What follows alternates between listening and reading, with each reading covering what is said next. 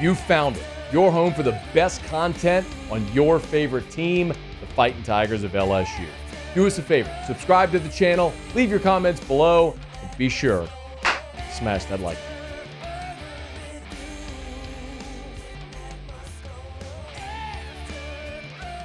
button. Brian Kelly met with reporters after the signing class was announced on signing day.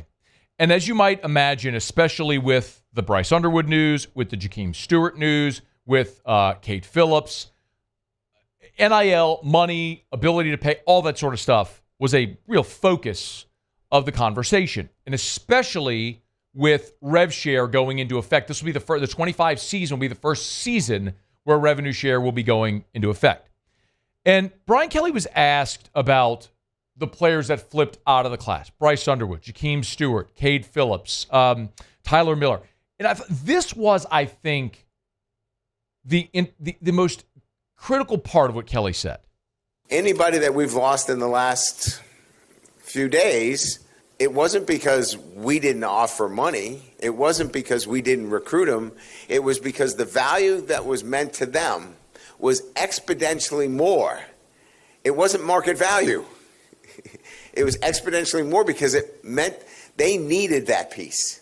And they were going to do whatever was necessary to get that piece.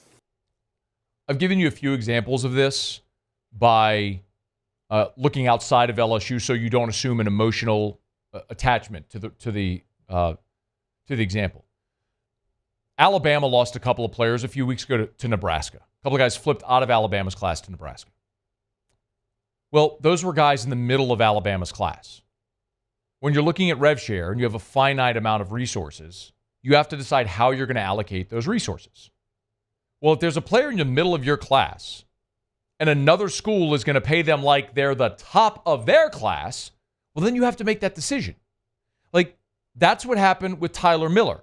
And Brian Kelly called him by name. Tyler Miller, kid from North Louisiana, offensive lineman, committed to LSU. He flips to Ole Miss.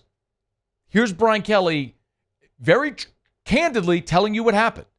You need a collective. You need the NIL to supplement your recruiting efforts. And that's just the reality of what we live in, because you can't close every one of these just because you've got great relationships and they want to go to LSU. I'll give you an example where we see Tyler Miller, relative to revenue sharing. Another school might see him much higher because they value him 20%, 30%, 40% more because they need him more. And so their number comes in at X.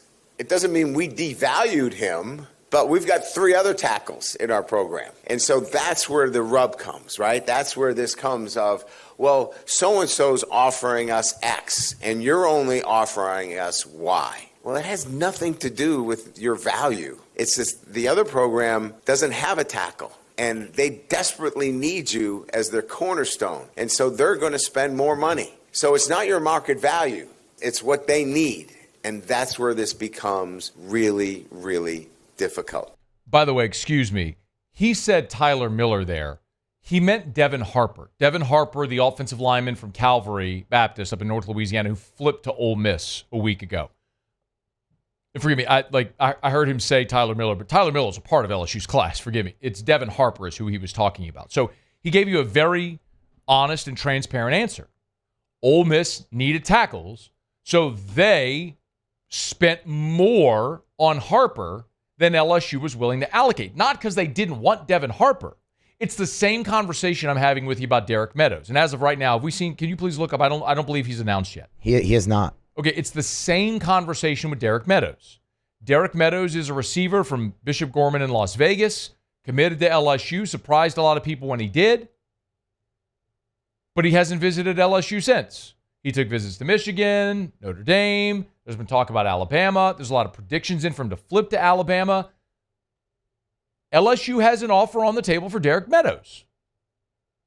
Well, last week, Alabama lost 5-star wide receiver Cade Cunningham to Ole Miss.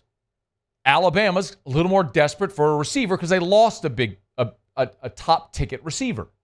So they're going to offer maybe I don't know what Alabama's offering Derek Meadows. I honestly don't know what he's going to do. But I know Derek Meadows has come back to LSU asking for more money and has been told, no, this is the offer for you.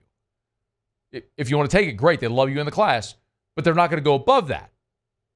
And it's how you have to manage your spending. I shared with you Cade Phillips. LSU's offer for Cade Phillips was $800,000 a year. Texas went to $1 million. And you could say, well, what's $200,000? And I understand what you're saying, but $200,000 over 4 years is $800,000. And when you're putting together a roster with a cap of your revenue share, you have money allocated for position groups and players within that position group. So are you willing to in how you have the money allocated, overspend for a player? LSU allocated its cornerback resources more heavily to DJ Pickett, which I think we all agree was the right move. And so Cade Phillips, because Texas paid him more, goes there. Well, now that frees up $800,000 LSU had earmarked for Cade Phillips to play with. Get a cornerback in the portal. Maybe another position. We'll see. But you don't even need me to tell you anymore. Like I've been trying to explain it. Brian Kelly just gave you absolutely how it's working right now. And you don't have to like it, but it doesn't matter what you or I or anyone thinks or likes or feels. This is the reality. Revenue sharing is here. I've told you for 2 years, LSU has been preparing for this. For the probability of revenue share going into effect in 2025, they've planned and budgeted accordingly. And Austin Thomas and Brian Kelly and Frank Wilson and the members of the collective have sat down and looked at what they have and what they can spend and how much they can spend on a roster and when they can allocate between now and July 1st and what they'll pay in the fall and moving forward. Like they've got all this worked out. So they've created a budget. I mean, think of this as your family's budget. They've created a budget and they're sticking to their budget. Hey, you want to go out to dinner? It's not in the budget this month. We could take money from this trip or you can stick to your budget, which is what they're doing. And I respect that fiscal responsibility, and it's going to allow them more luxuries in the transfer portal. The key, as I will continue to say, you've got to hit in the portal. You got to. You've signed a great class, but you decided not to overspend on some players to keep what you have in this class together and to have the ability to go spend in the portal. Now you have to go hit in the portal. See if they can. Hey, thanks so much for watching. Please leave your comments. I love to interact, and be sure to hit the red subscribe button below.